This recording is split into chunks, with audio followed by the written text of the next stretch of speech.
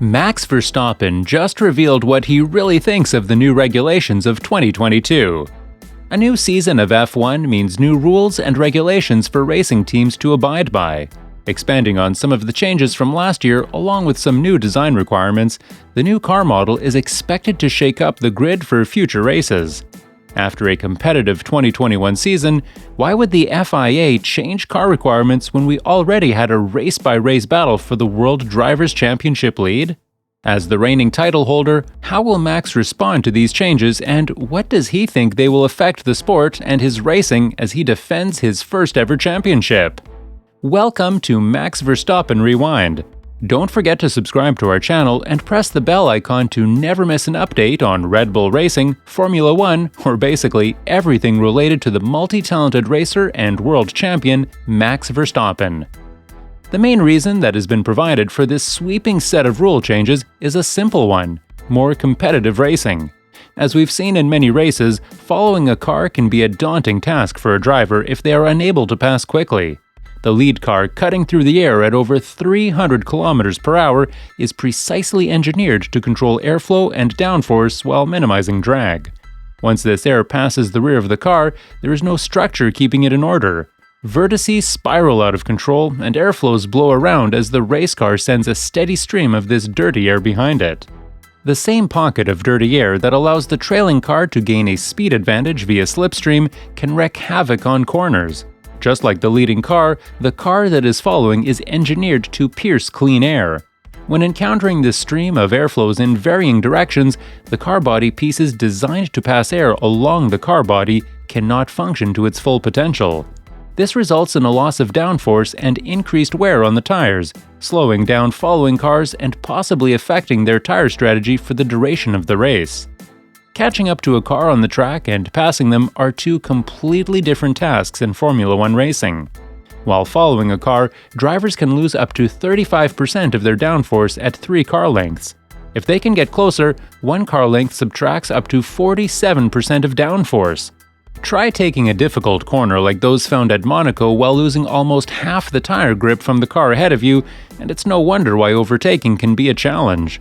The new regulations aim to fix that by lowering downforce lost at those distances to 4% and 18% respectively, as well as increase sustainability and safety. Technical changes. So, how did Formula One and the FIA create a car that can sustain downforce in dirty air in such a dramatic way? One of the biggest changes is in how the cars will be generating that downforce. Currently, F1 cars use barge boards on the sides of the cars to direct air underneath the floor. This works well in clean air, but in dirty air the performance drops as the vortices cannot be directed as efficiently. So, how do the new cars fix this? By removing them entirely. Instead, downforce will be generated through tunnels in the floor of the car that create low pressure zones, leading to a greater ground effect that is kept even while following another car. The new cars will also feature wheel covers and winglets to help with aerodynamics. These have different functions to achieve the goal of preventing leaving a wake of air behind the speeding car. The wheel covers help seal air from escaping through the tires, while the winglets serve as a more resilient vortex generator than the front wing. The front wing has also been redesigned to keep the air flowing past it as close to the car as possible, rather than sending it away from the car and generating a wake of dirty air.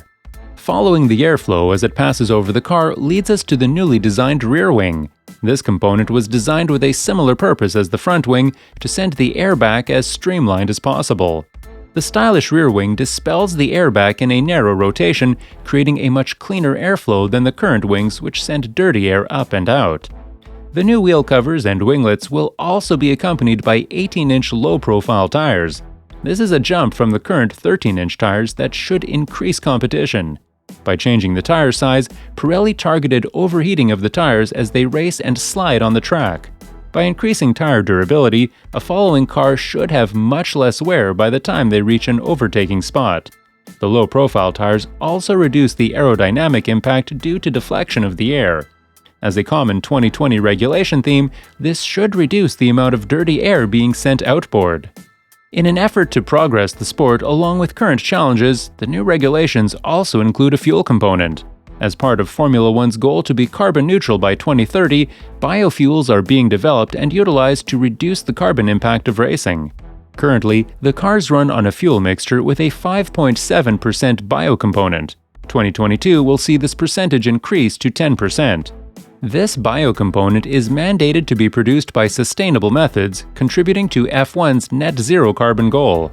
As we've seen from crashes like Max's 51G impact at Silverstone, safety is a priority in F1 racing. This continues in the 2022 regulations as well. Testing of the new model cars showed a higher energy absorption on impact and a new design to separate the power unit in the event of a crash. A longer nose and stronger chassis are also included to help dissipate energy from an impact. Let's hope Max doesn't have to test these features out this year. Rule changes. The 2022 season also continues with the reduction in budget cap for all teams. The cap was introduced in 2021 as a way to even the field for teams without the financial resources to compete with the well-funded teams. Set at $140 million for 2022, this figure dictates the maximum that teams are allowed to spend on car development, staff, and costs of competing. Notably, drivers' salaries and engines are not counted towards the cap limit.